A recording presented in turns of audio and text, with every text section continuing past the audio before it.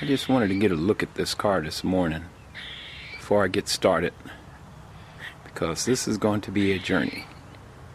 It's not something I'm looking forward to. Yeah, the car itself it's going to take a little bit of time because it has the California emissions hardware attached to the FE. Here's my other two-door that I have in the garage, just waiting for me to get finished with the four-door. And the next thing is to put a cover on the car, because I don't know how long the car is going to be outside in the process of pulling these heads and waiting for machine work to be done. And we certainly don't want to see any leaves, debris, rain, anything get on the car unnecessarily. And I've pulled the winglets off the tips of the fenders. This is where we're going to begin, and we're going to pull the heads on this. And you have the thermocular tubes for the smog emissions, and it's the passenger side that is my big problem right now. This side is my big issue here. But as you look, you can see that there's a lot more to it than just pulling the head. And that means smog pump. All that stuff is going to have to come off, and going to have to keep track of it. But I'm going to get started while the weather's cool. Here's a sneak peek as to what's underneath, and what goes back on here, it just gets better than this. But this is my fuel delivery system, which is an original Holley 420, I guess it's a list 4609 Holley for the 428 Cobra Jet, and it's been sent to Quick Fuel Technology and really updated with new pieces, because the gasoline is bad, you know, the fuel bowls and rubber seals, power valves, things like that. There's a lot of things in here that decay because of the ethanol and stuff that's in a new gasoline that we have these days. So this has been updated, different floats, much better piece. Still, I think it's 650 CFM. You can see that the linkage is spot on.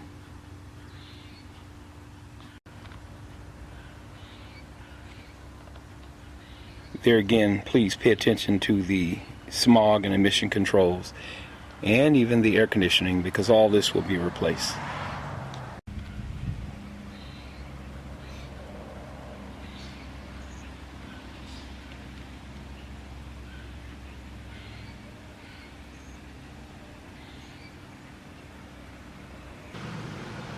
Be sure you disconnect your battery, but you'll need to reconnect it in order to bump the marker, the rotor around on the distributor to get you on number 1. Then disconnect it again as you continue to keep disassembling the engine. First thing I do is start to pull the plug wires, but remember, you want to get the distributor, because you will have to pull it to get the intake off. But get the distributor rotor pointing to cylinder number 1. It's very important before you start to tear this down. Although this is, you can see it's not pointing in the right direction, but if you look on the rim of the distributor, you see a little black arrow head there, and that black arrow head is where spark plug wire number 1 goes. So you want to rotate that around until it points there, and that will align all the timing up. Be careful to know whether it is an exhaust stroke or a compression stroke. Okay, you can see where I bumped it around, and if I move the camera a little bit, you can see how it lines up where that mark is. I've taken a lot of the plumbing off, or start to disconnect it, so I can remove the carburetor. Well, we officially got the carburetor off, and now you can see some of the stuff that's underneath and some of the plumbing that we've used to make all this work. Look at that little brass contraption sitting back there and that aluminum spacer. Those are definitely weatherhead fittings, and the aluminum spacer is something that is made of billet and is machined. And I think I have a better one than this that came from Quick Fuel that I'll be putting on. This was just used to get the stock manifold to work with that Holly. So, and normally that would be that Bakelite type of spacer underneath the carburetor on the OEM setup. But of course this is not what we're using, so we have to use today's technology to make this a better fit. And anyways, so I'll continue to keep tearing down. Notice back there are some spacers being used underneath the throttle plate, that piece that holds the throttle cable. I'm seeing some spacers back there. I don't believe that's original, but they are needed there. So I don't know what we're going to do, but we're going to have to find a fix for that. Just so you can see what I'm talking about, that's what I mean. That shouldn't be there. They look like spacers that come out of the spacer for, I believe it's the alternator. The alternator or the power steering unit. I think it's power steering, I'm not sure. I think it's power steering unit on that side. If you have an air conditioner and you use this power steering bracket, you need that spacer to offset that unit for the 3-belt pulley. But that's what those spacers look like. You have to make note where that long hose that runs to emissions in the back. It comes it connects just behind the air pump, and runs along the top of the valve cover on the left side. This hose connects to the pump itself and goes across the other side to the emission tube that plugs into the boss on the headers. I mean, on the head itself. It's a rubber hose that goes across the engine over and connects to the other side of the emissions tube, which is here. So that tube, that hole there you see coming off that tube on above the exhaust manifold, that's where the rubber hose connects. I did want to pay attention to that wrench back there you see to the left of the throttle plate bracket for holding the throttle cable. Well, there's a wrench on that little line, and that line runs all the way over to the intake on this side for intake vacuum, but it also is ported to the base of the carburetor and to the distributor. That's kind of interesting. Don't know how that air is supposed to get in there, or the way it's supposed to pull, because I'm pulling vacuum straight off the base plate of the carburetor, and the only other places pulling vacuum would be from that canister in the back. Interesting. Remember that bracket there has those two bolts. I pulled those out and the spacers are removed. I just want to make note that there is a ground wire that is attached to that bolt. It goes into the intake, so you want to make sure that you have that ground, when you go to put it back together, that ground hooked up. I want you to look down in here and see how that air pump is connected. There's a hex type spacer, and I'm not sure if that's correct, if it needs to be hex or it needs to be a round shaft, a round rod tube, I should say, aluminum tube or steel tube that needs to go in that place. I'll check it out and compare it against the spacers I used that were on the throttle plate, underneath the throttle plate, to allow for it to be the right height for the throttle cable. I just want to make note of that.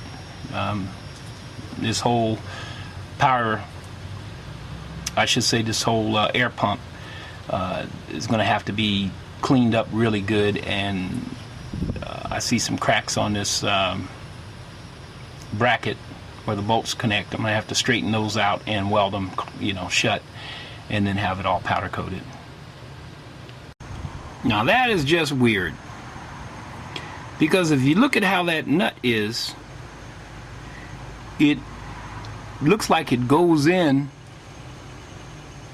where the water pump is as a water pump bolt, and that's part of the bracket for the air pump, but then the end of it is a female threaded. So that's just plain weird. Why didn't they just make one bolt go all the way through? I'm gonna have to research this one. Well, that's the culprit, and I've never seen anything like that. That's an odd question. The long threaded bolt is what goes through the air pump, and it's a two-piece with the washer on the one end, but the head appears to be this big hexagon type. I don't know, maybe it's a stud going in. I don't know how they made this thing, but however it is, it seems like the stud is fused in. So let me separate the two. Well, there it is, separated, and the one on the right goes into the water pump. It bolts the water pump, top part of the passenger side, top bolt hole, the passenger side of the water pump, and the long bolt with the hex head on it, on the left, that goes through the air pump into this hex head. Weird setup, cannot be original. I don't know what it is. We're going to find that out. Now this is important. Look at that bolt that's going into the water pump. That's the bracket. That is not a Ford bolt. I don't know what it is. I don't know where it came from, but it don't belong on this car, and it's got to come out of here. The only way I can see taking it off is with a pair of vice grips, because that nut is more, that nut that's on there is acting more like a washer or spacer. So may have to take the whole water pump off just to get this out. Bummer, man. I mean, whoever called themselves working on this definitely is a jackleg. Horrible, horrible. No excuse for this.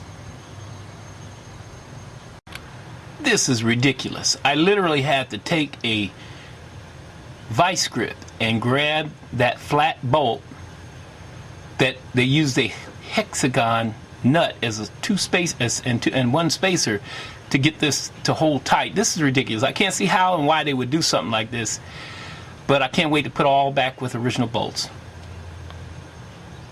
And here's the part that came off the air pump, and that's a bracket. That's original bracket that's going to have to be powder coated, and all the original bolts are going to have to go back in. This is another touchy piece, very hard to find.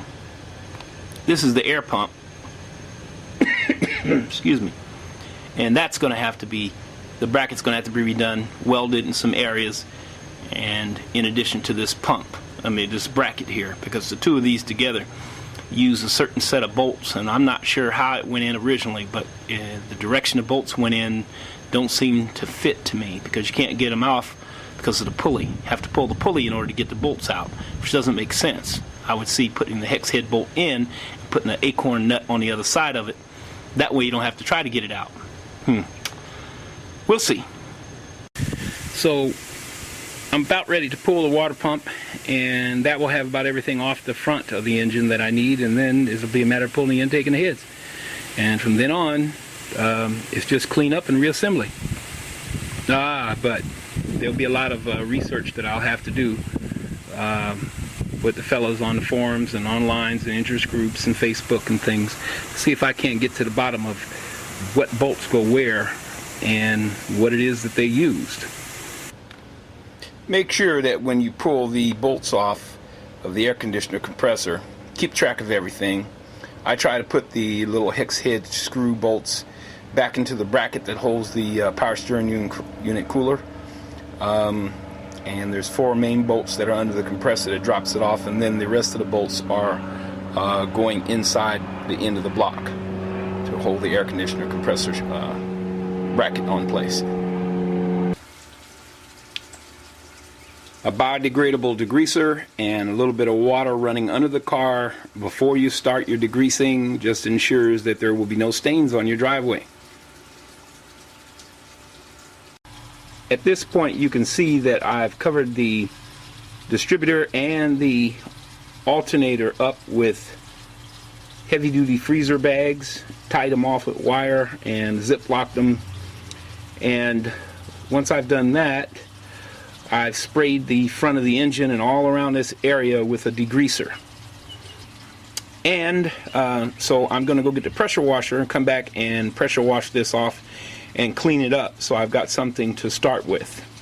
I still have to disassemble, of course. You know, we're after the heads right now, but it doesn't make sense to be in a nasty mess. Not to mention the fact that once you pull the heads, water can get in places that you don't want it to get, so it's better to do it now. I put a raincoat in here to protect the radiator from any oil and water that came off of the cleaning of the front of this engine. Like I said, making sure that the ground is wet underneath so nothing sticks and all the oil is blown off.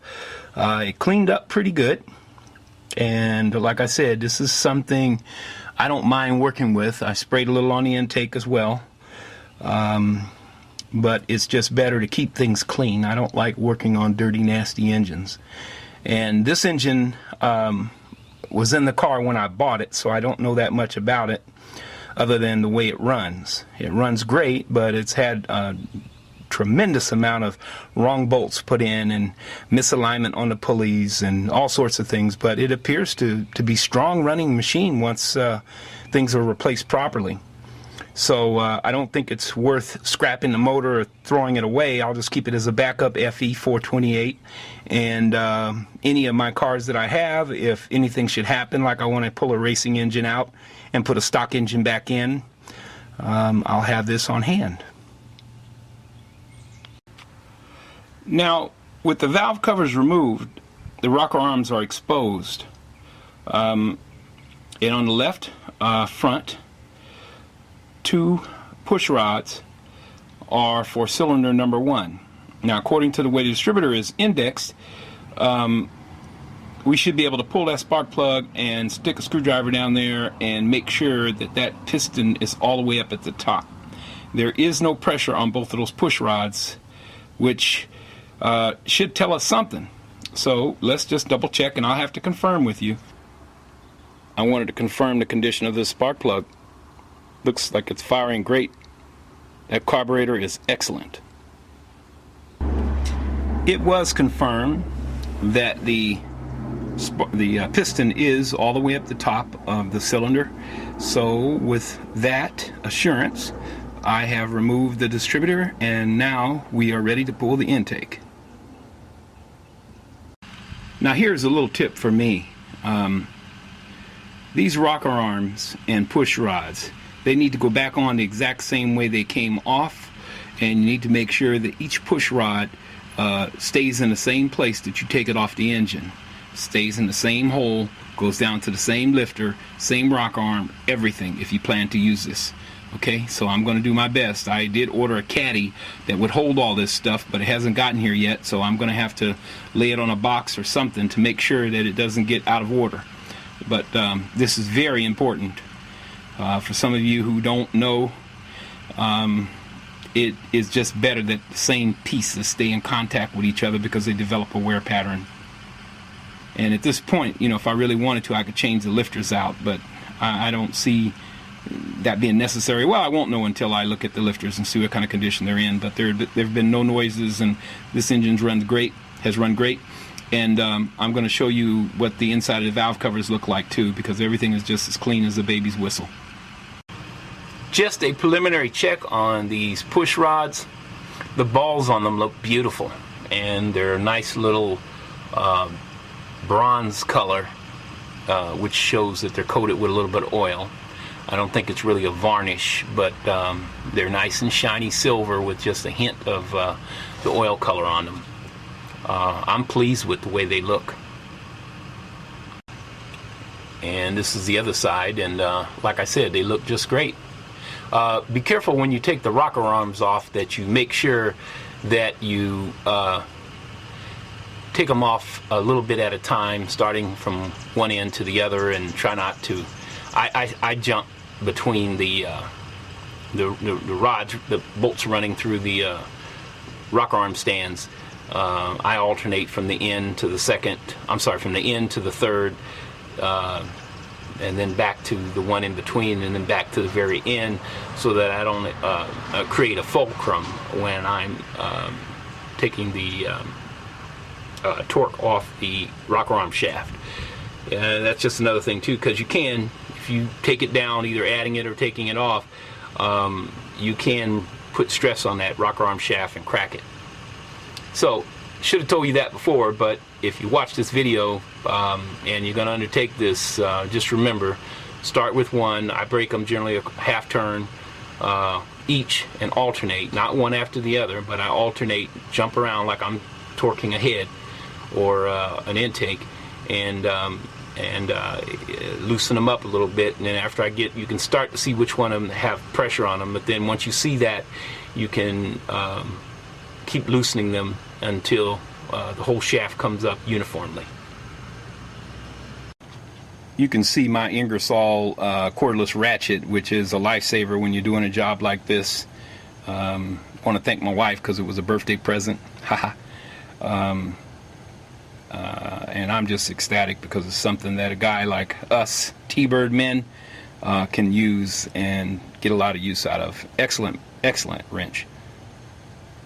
Rocker arms are off, or I'm saying loose, so we'll pull them off, and then we'll pull the intake up and get the intake out of the way, and the next thing will be to take the heads off. This is just a piece of cardboard, and if you look in on the towards the rear of it, you'll see a straight edge razor blade that I used to slice into the cardboard. I did not choose to make a hole with a drill bit, because if I do, then they could fall out. With just a slice, you can poke it through and it will pinch the rod. And as you see, I have it marked passenger and driver's side, which is the front, so I'll just be taking the push rods out and for now placing them in this cardboard.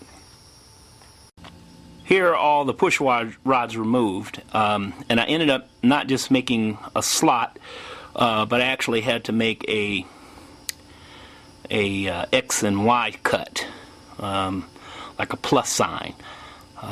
The slot, the cardboard I chose was a real stiff cardboard, so it didn't really move right when I tried to insert the rod. So by cutting the different axis, XY axis, a plus sign, they all slipped in without a problem, and they're pinching well, holding everything in place. I generally try to stick the screwdriver right in the center of the intake over that one head bolt and under that one bolt on the intake on the valve cover, and pry from the center up, because prying from the center, you'll most likely lift the whole thing instead of trying to pry from a corner. This popped right up, so intake's ready to come off now. Those of you who know how heavy this intake is, you don't want to bend your back and try to lift it if you're by yourself. What I did is I just placed a piece of foam, dense foam, over the radiator, top of the radiator, so that nothing hurts it. Laid a board on top of it and laid that on top of the timing chain cover, and just slid the intake forward onto the board. And when I get it all the way up on the board, I can then set the board horizontal, flat, and pick the whole piece of wood up with the intake and remove it from the car, saving you a lot of backache, because I'm telling you, this intake, this cast iron intake, is very, very, very heavy. And also, if you want to see something, start paying attention to how much your front end starts to come up as you start removing this weight. Because sometimes when you switch to the aluminum intakes and aluminum items that you put on your engine, it changes the balance of your car, and it literally starts to affect your suspension. So we want our ride height to be our desired ride height, and not to be altered because we've lightened the front end up. Also, be sure that you go in now that the intake is off, and any water that was in the intake that may have spilled back into the lifter valley, get you some paper towels or something and go in there and soak that little bit of water up, because that water, you want to get it out of there, and you're also going to want to do an oil change as soon as this engine is run. And that's debatable, come to think of it, you know, whether or not you want to change the oil before you start, or do it now. If there's any moisture that's clinging on a part, it's going to find its way into the oil. You can, you know, change it immediately if you want, then put some more oil in it a little later, just to ensure that you get all the water, if there is any, that made it into your oil system. This morning, I wanted to make sure that I jacked the car up in a safe manner with wheel chocks in the back. And I have the car on 4 jack stands plus the hydraulic jack to ensure a safe extraction of the exhaust pipe from the exhaust manifold. Once that's done, then all I have to do are remove the bolts out of the heads and lift the heads off, and we should be finished, God willing. Now, with the exhaust system disconnected from the exhaust manifold, all we got to do now is pull the heads off. Well, we got the right side head off, and I have the left side, and I'm having trouble with a head bolt that I cannot get the socket around because there's not enough space between the head of the head bolt and the exhaust manifold. And no matter what I try, I can't seem to get it to work. On the right side, what I did is I ended up kind of hammering the socket on because there's a plate, kind of like an exhaust manifold piece of tin. It's a gasket, tin gasket that goes between the exhaust manifold and the head. And that little piece of tin, like I said, it creates a problem getting the socket around the head bolt. So I have a solution, which may be dramatic, but you'll see what my solution is to getting that exhaust manifold off. I ended up having to take the thermactor tubes off before I was ready. I just needed to make sure I didn't bend them up trying to pull the heads. Now, one problem I had was this bolt in here just before the last one on the bottom. Since the bolts were fused on the exhaust manifold bolted to the head, I couldn't drop the exhaust manifold. And because I couldn't drop the exhaust manifold, I couldn't get a socket around the head bolt. Since this exhaust manifold was already cracked, I decided to take a hammer and smack that exhaust manifold so that it broke. And once the section of it broke off, it allowed me to get the socket around the head bolt. Now the head can come off. So this is the last step, because from now on it's cleanup and assembly. Alright, we are finished. The heads are officially removed, and we have cleaned up the water that spilt inside the cylinders when you remove the heads. You want to get all that out. But it's time to take a break and come back to this in a day and give myself a chance to recuperate. Quite a bit of work has been done. Had a lot of little things that we found wrong, but they are going to be addressed in the reconstruction. So what we'll do is we'll go back now and start planning how we're going to put this back together. I've got a list of options, and my goal for this in the reassembly is to put this engine together so that when I put in the new engine that's powder coated, it'll just be a matter of disconnecting the engine and connecting the replacement, so the exhaust matches up, everything matches up perfect. So I want to make sure this engine has a compatible installation with my Ultimate engine. So I'm excited. This is just a step, and what I like about it is that this is a great block, and I don't have to be in a hurry with my Ultimate engine.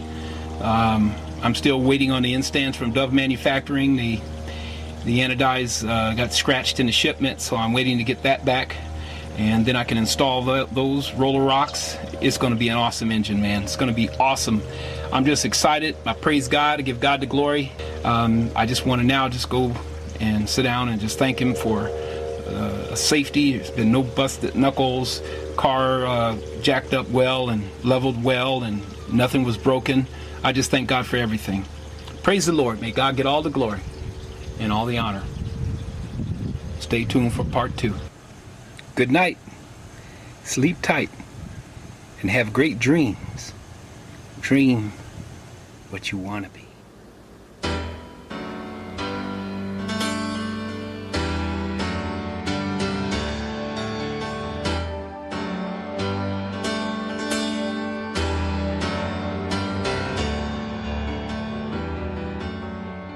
Watched it coming up Winslow down South Park Boulevard. It was looking good from tail to hood. Great big fins and painted steel. Man, it looked just like the Batmobile, with my old man behind the wheel. Well, you could hardly even see him in all of that chrome. The man with the plan and the pocket comb. But every night it carried him home, and I could hear him saying, don't you give me no Buick. Son, you must take my word. If there's a God in heaven, he's got a silver Thunderbird. You can keep your Eldorados, and the foreign car's absurd. Me, I wanna go down in a silver Thunderbird.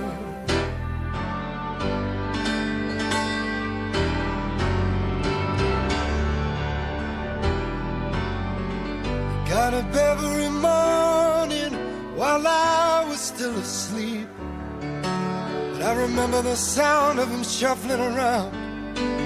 Right before the crack of dawn, it's when I heard him turn the motor on. But when I got up, they were gone.